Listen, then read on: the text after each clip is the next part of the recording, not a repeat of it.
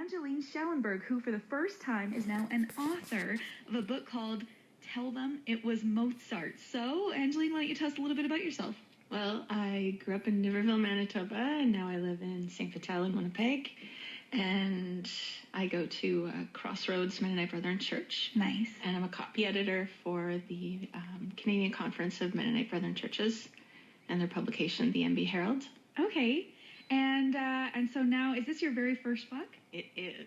Okay, so how does it feel to have your very first book published? At my launch, it felt a bit like my wedding day, except I didn't go home with 3 new irons. I was so excited. I got the new dress and the cake, and all my friends were there. We're going to be talking about her new book and why she wrote it and how you can get a copy of it yourself. So the info's coming up in the next few. CHVN traffic for CHVN weather. In Winnipeg today, a mix of, we are at 8:20 in the morning, 1 degree in Winnipeg School Division School Day 3, and we're here with Angeline Schellenberg, a new author of a book called Tell Them It Was Mozart. So can you tell us a little bit about what your book is about? My book is a series of linked poems about raising 2 children on the autism spectrum.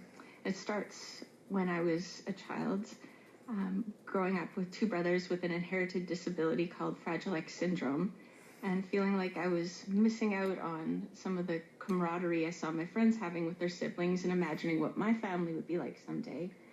And I got genetic testing as a teenager, and they said that I wasn't a carrier, my kids wouldn't have this disability, but from early on, my kids didn't react the way other kids did. My son would laugh at pain and run away from me in parking lots and stores, try to go home with strangers in the backs of their wheelchairs.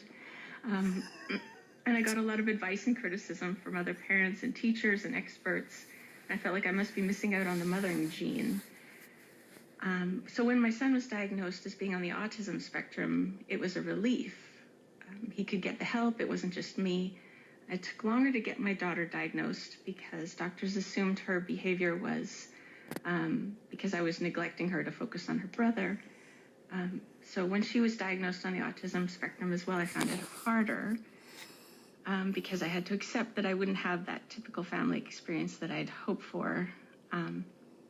But my kids are so quirky, and this book is about me talking back to some of those experts about the connection that we have, and it may not be the same as other families, but nobody gets the family that they expect, whether that's financial problems or marital problems or health issues. Everybody has to accept that the plans that they made aren't necessarily what the life that they get, and finding God in that and making peace with that, and then talking back to the critics. What do you hope that this is going to be able to do for others when they read your book? Oh, a bunch of things. I hope that it gives people greater compassion when they see a parent struggling in the grocery store and a Sunday morning service, that maybe there's things going on that they don't realize, and the parent's doing the best that they can. And I hope it gives families hope, families who have a child with a disability or just are facing something that they hadn't expected in their family. And I hope it brings people together. Well, we're going to continue to speak, Angeline, and about her book, Tell Them It Was Mozart, and we'll give you a chance to win a copy as well. But first, here's Tom Bernard with Innocence. I'm Amy Davey. You're listening to CHVN 95.1. We've been speaking with new author in Manitoba, Angeline Schellenberg, about her book of poetry called Tell Them It Was Mozart. So you have a couple events coming up where people can find your book, right? I have 2 events coming up on the weekend. I'll be in Morden on Saturday, November 26th at 1:30 at the Pembina Hills Arts Centre, 352 Stephen Street.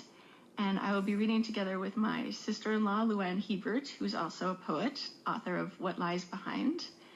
And we may get my father-in-law to read some of his fiction as well, Alan Schellenberg. And on Sunday, I'm doing my first house reading at 646 Victor Street for a reading about my family on November 27th at noon. Okay, well, why don't you choose a selection to read for us?